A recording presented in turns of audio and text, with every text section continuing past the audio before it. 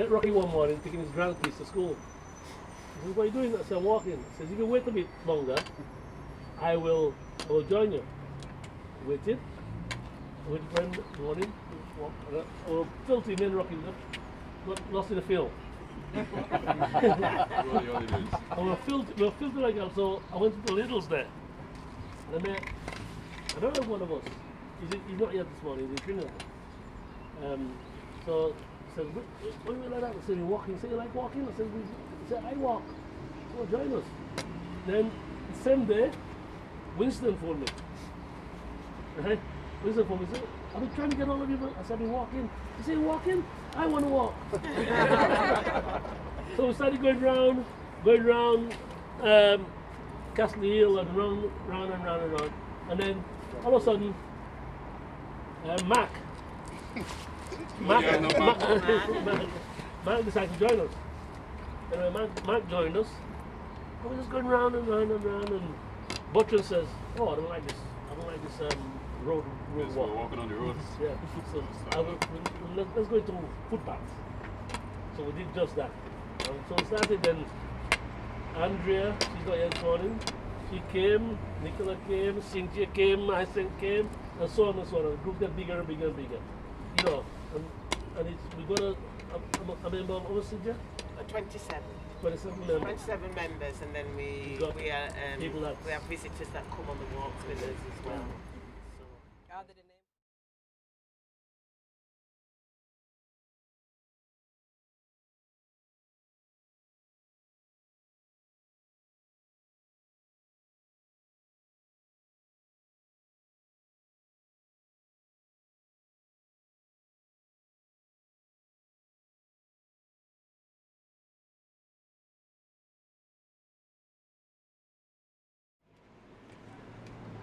Main Street.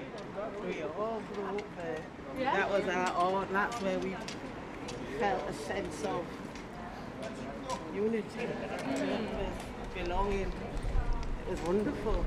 And it's a car park now. Do you know how sad that is? A lot of us met our miscarriages. So my name's Mandy Samra, and I developed a project called Sound System Culture in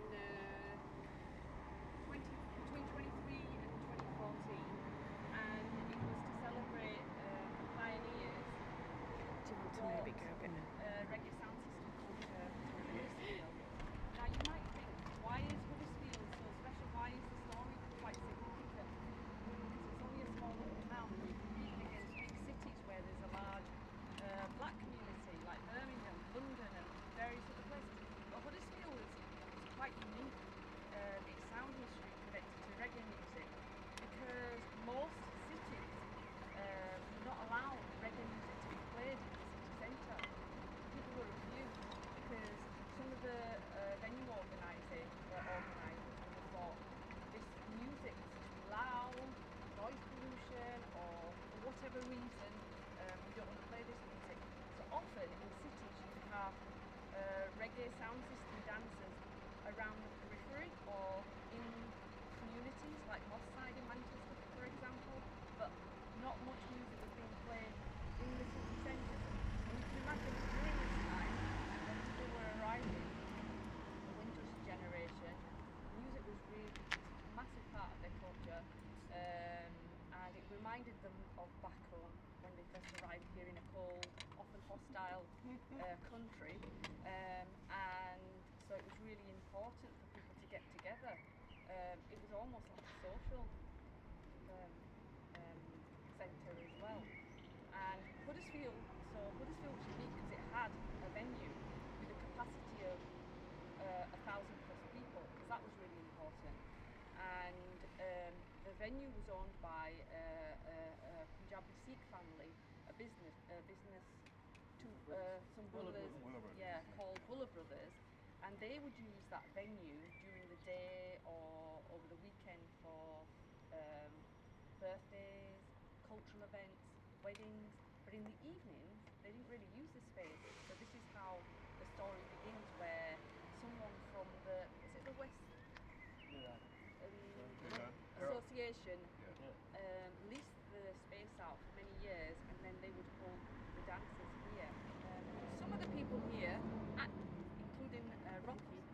performed at Ventry. So, let's talk about getting ready for a dance. What does it feel like? I mean, we're all getting dressed at home, getting ready, all quite excited. It's Friday night. Oh, don't bring back memories. Used to be Thursday night. You hated the town. I used to live, I was living up Marsh at the time. And my typical routine would be to leave Marsh, pass in the Marsh house, that's a pub in Marsh, take my first drink and make go into town, meet in the Crown, which was the pub to get to the bus station. And walk way down to the Shuan, which was a cellar pub right in the middle of town.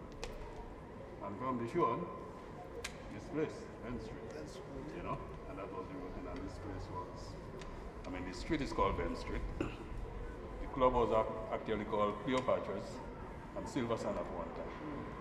But nobody called it that. It became known as Venn Street, named it after the street.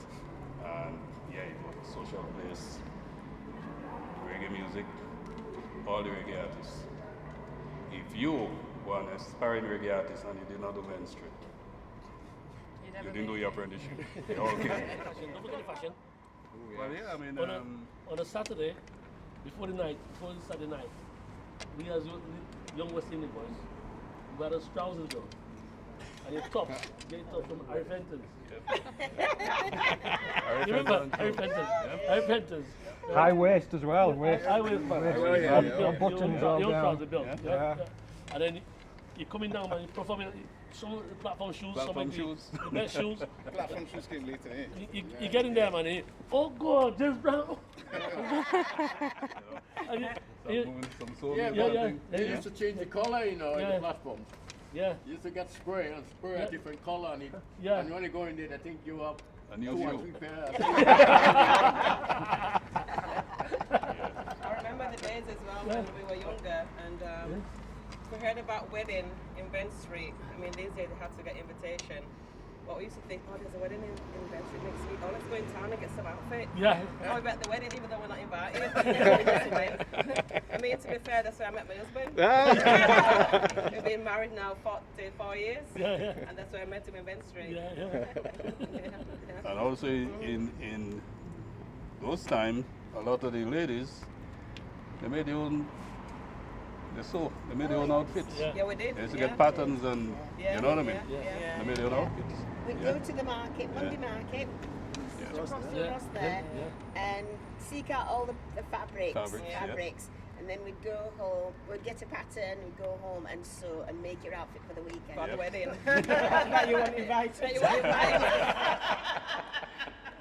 Well, I remember Venn Street, and my memories of Venn Street, I always have a smile on my face because it was a sense of community, a sense of belonging, a sense of freedom.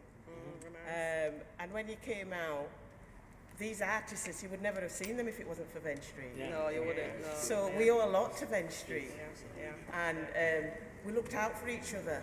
It was a belonging, and I think that's no longer there for a lot of our youth, black youth, you know, our younger generations. Since Venn Street's gone, it's left a hole in our community.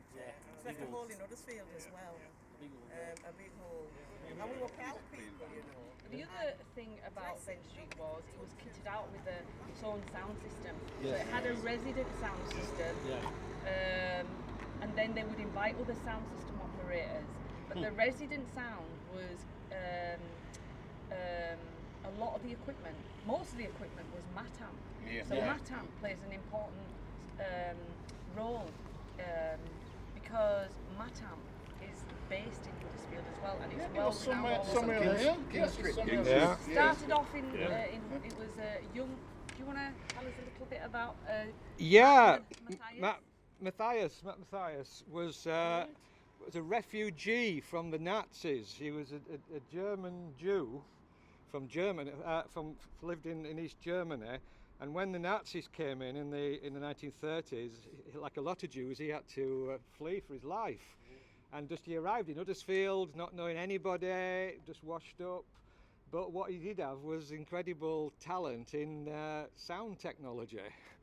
You wouldn't have called it that then, but valve amps was the thing in those days. If you wanted to make sound, you needed to understand valves, and he was a genius.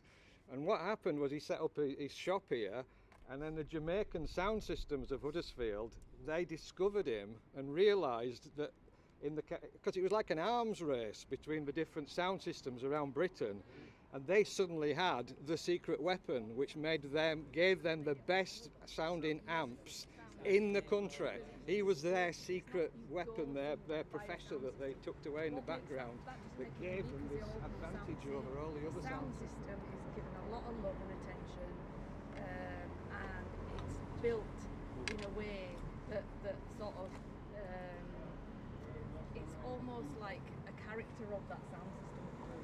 So the colour, the material that's used, the equipment that's used, all of that is, really. And the amount of bass you could get out of it, because it was about bass and vibration. Because we had to feel the music.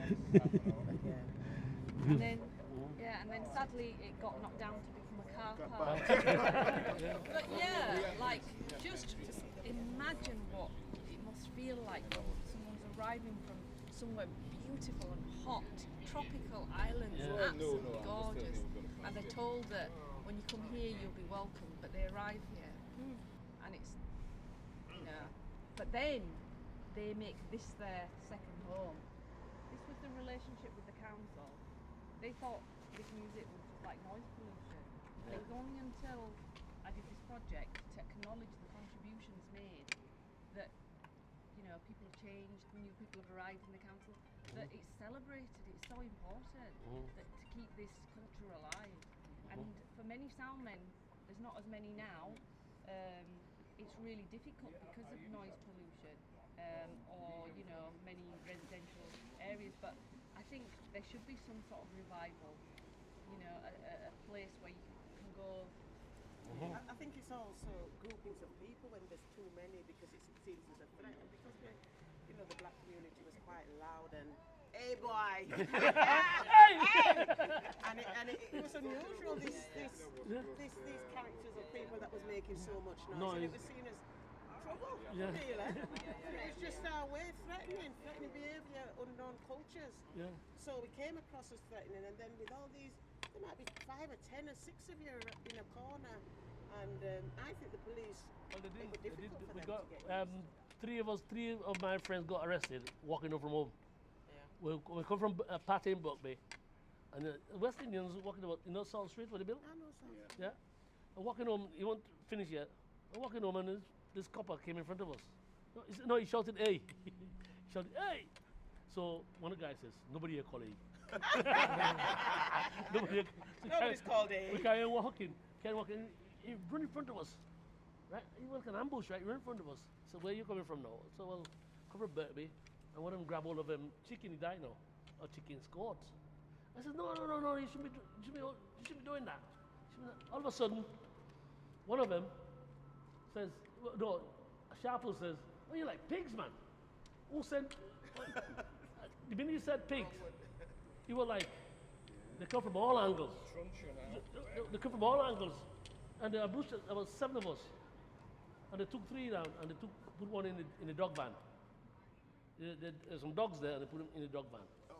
And Monday morning, court. Now Saturday night, Monday morning, court. £2 they charged them. They didn't have to charge them for nothing. They didn't do anything.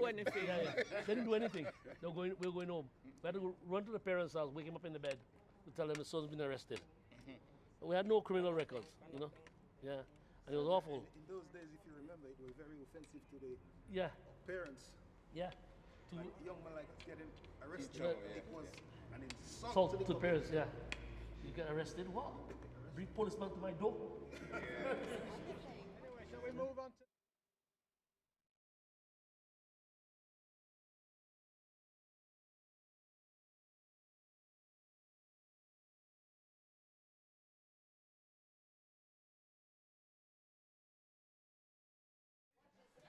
You got the teams ones over there, the dry ones, cornmeal, different pounded yam, dairy, all sorts of dairies.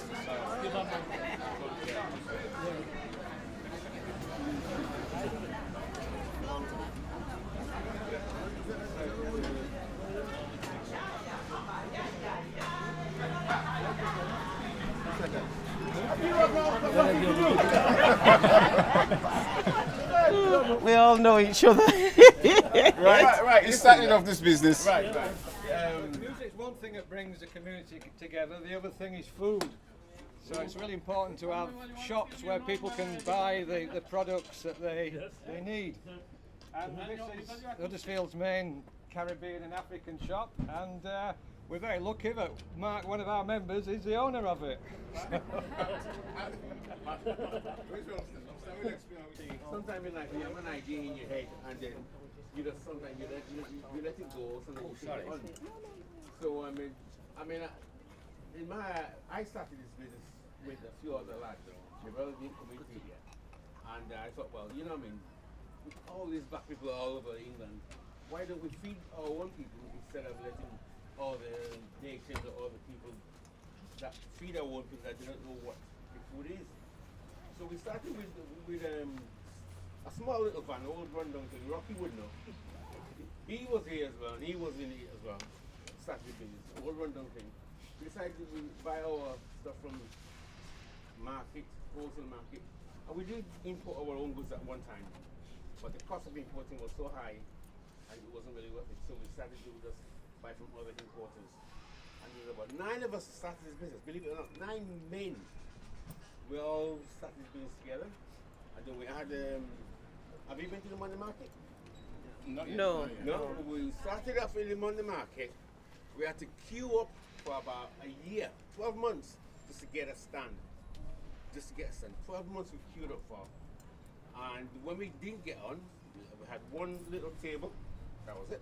I remember. One little table, you remember? I remember. Right in the corner. Yeah, right in the Right corner. in the corner where the only place the breeze blows is in that corner. The breeze don't blow nowhere. Right, far. Yeah, Sorry. right. And then after that, we got another table, and then we had end up with 3. And we took on from there, and then a few of the lads decided that the work commitment was too much, they couldn't do it. So then I decided, well, okay, I'm going to just do this on my own. And then I sort of bought them out, and then I asked Mark to come in and give me a hand. And he came in and gave me a hand, then Mark shut down, then we moved to here, and here we are today.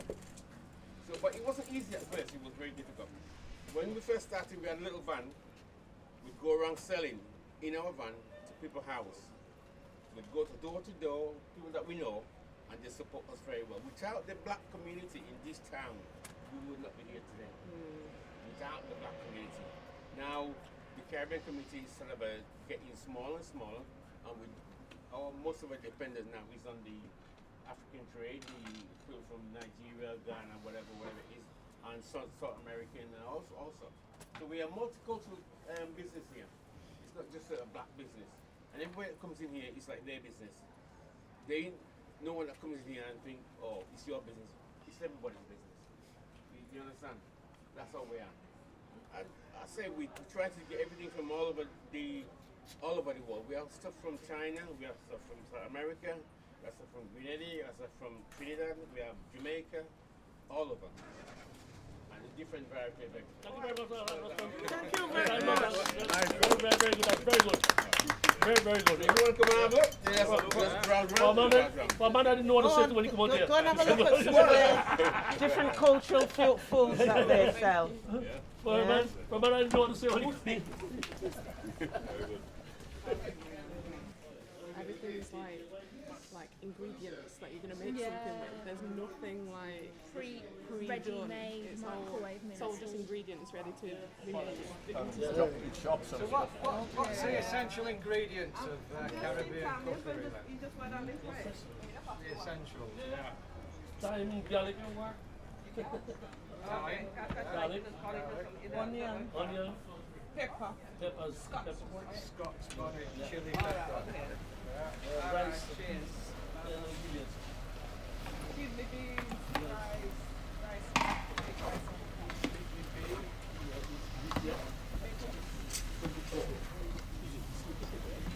Provision? What kind of provision? banana, yam, plantain, onions, potatoes, cup of potatoes, pumpkin, cup of potatoes. That's one that.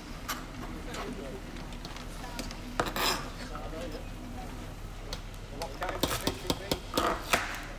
Fish, barracuda, finales, tapas, mackerel, Dr. Fish,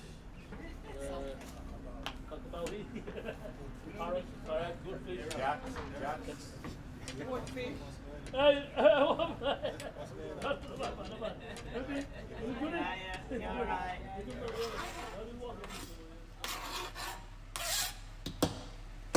Chuchu, cassava, yams, all these yams, coconuts, pumpkin,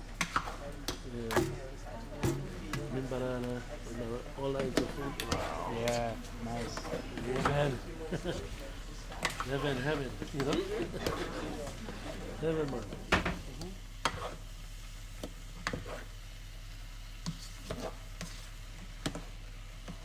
Okay, guys, we'll move on to the next place.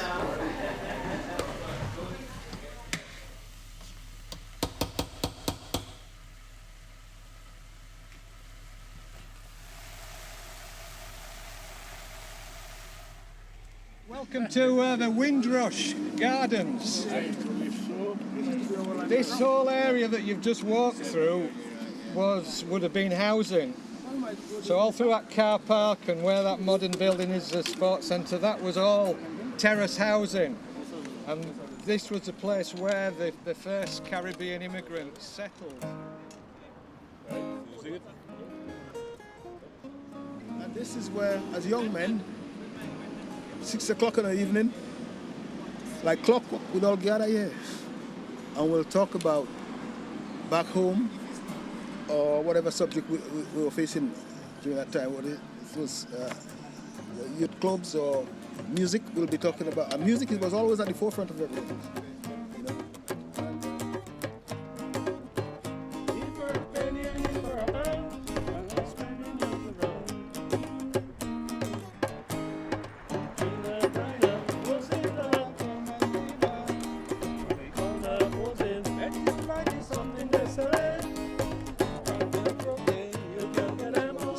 As young men, Mac, myself, Rocky, Michael, everybody, you know. And Errol was a resident of Bow Street, which is on here.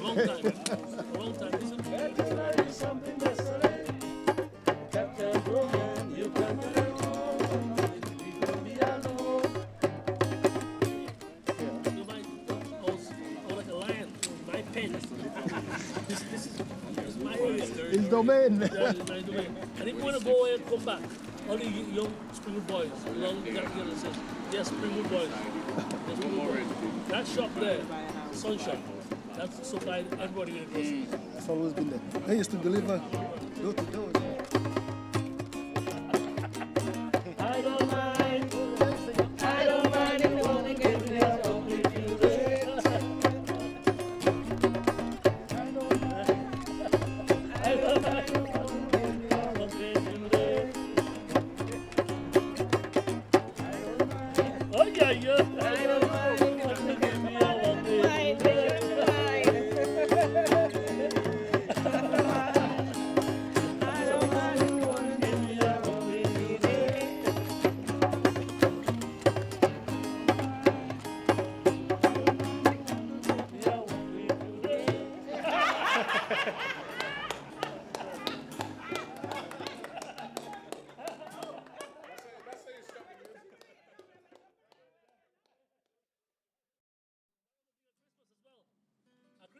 Oh, yeah.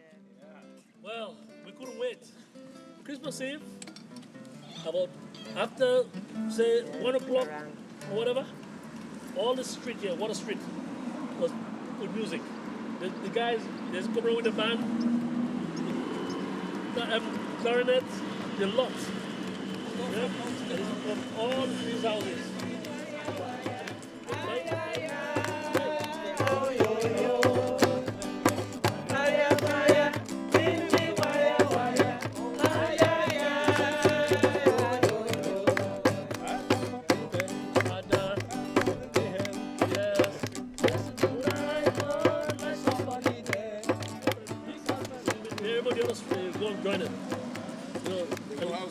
houses to houses. And they still carried on that tradition now. Fire, fire, in a me wire, wire. Oh, yo, yo, yo, yo, yo. Fire, fire, in a me wire, wire.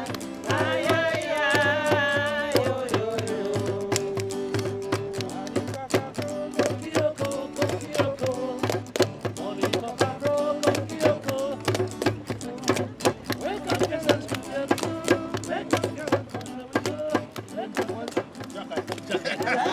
Jack Iron, and that's rum. Rum in the little timbers.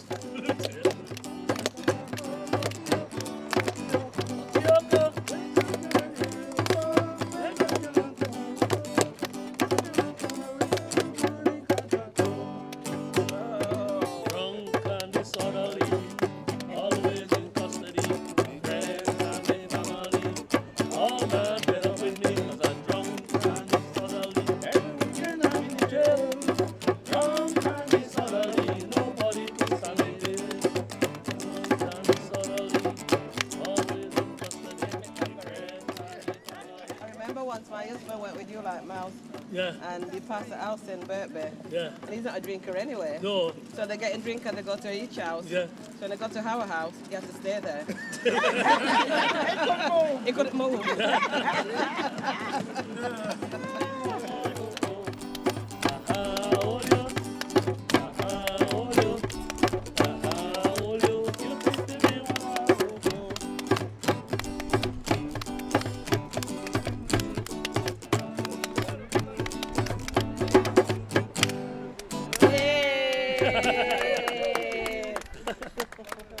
Yeah, that's a little touch of the parrot.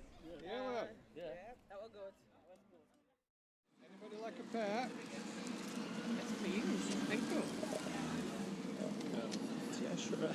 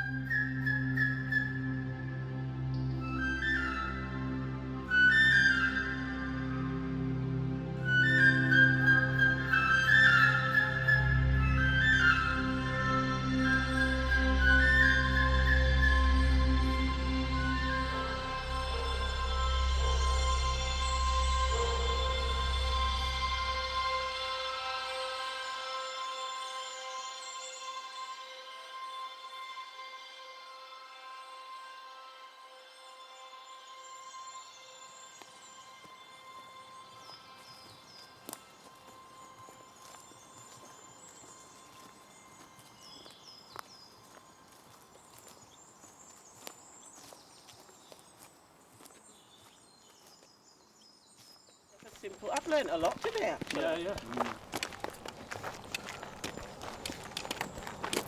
I always say, I could die tomorrow and I've had a ball. Yes, come here.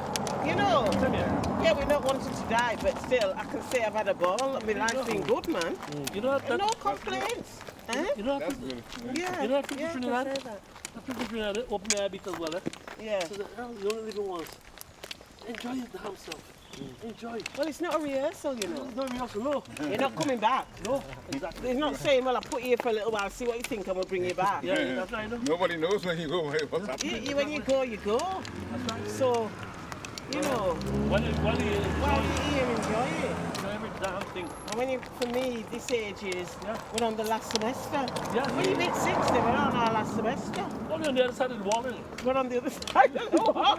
Yeah. We climbed the wall. We've climbed the wall and we're going down now. Don't try not to touch the bottom. Yeah. Yeah. So you know what we're doing? We're doing things that we've never done before. Yeah. Walking wasn't something our community used to do.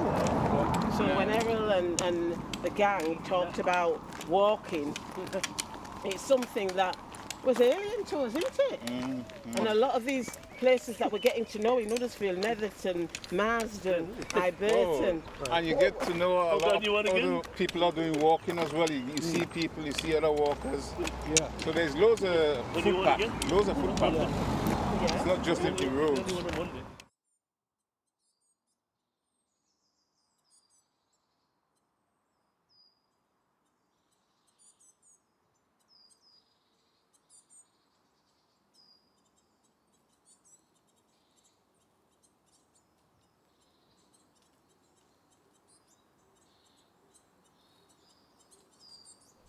keeping that tradition alive.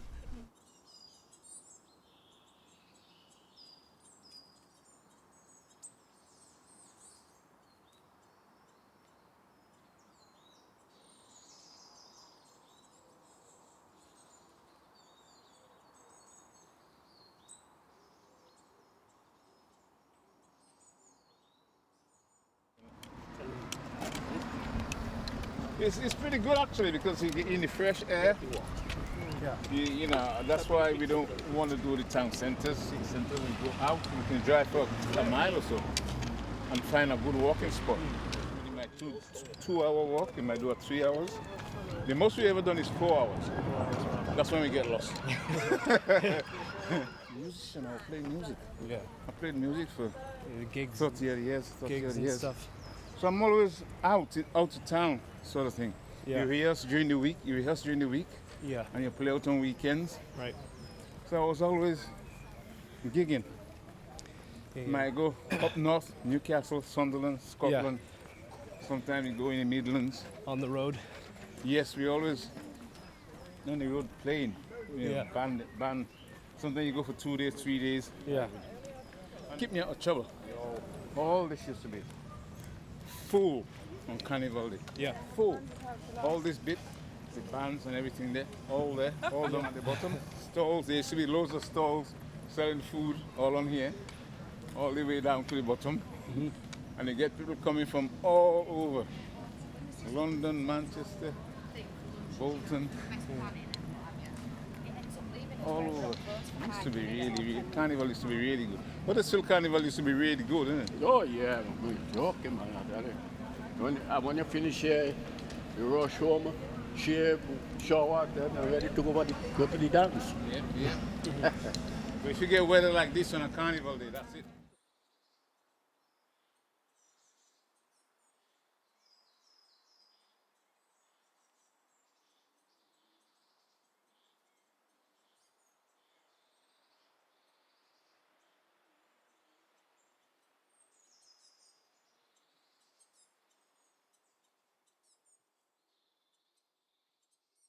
House there once called Greenhead Hall, and two previous occupants of the hall. One was made his money out of owning slaves, and the other occupant was an anti-slavery campaigner.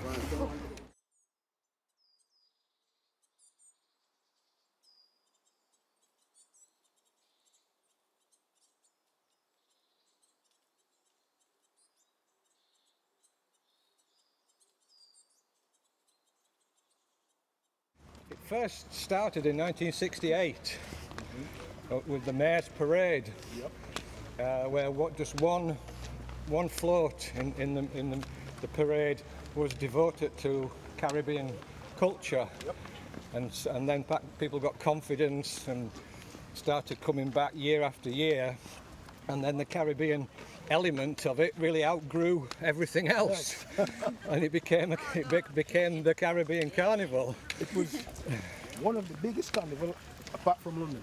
Yeah, oh yes. And it's important because it happened right in the town centre. It wasn't pushed out in London. It's in Notting Hill, or in Birmingham it's in Handsworth, in Leeds it's in Chapeltown. So it's pushed out into the kind of ghetto. But in Huddersfield, the whole town stops for the Caribbean Carnival. Whole town. I mean, there's no movements of transport or anything like that. Yeah. So it starts on the Friday night with the crowning of the Carnival King and Queen. So people put weeks and weeks of work into making these amazing costumes and headdresses. That used to be at the town hall? Yeah, at the town hall they would compete. And it was like, it was competitive, wasn't it? The rivalry that used to go on.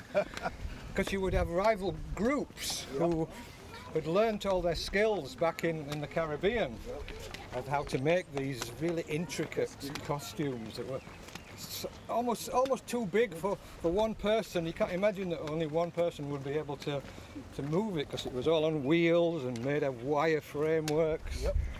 They were almost too big to get into the town hall, weren't they? And that was for the prize to lead the carnival, to be the king and queen of the carnival. On the day.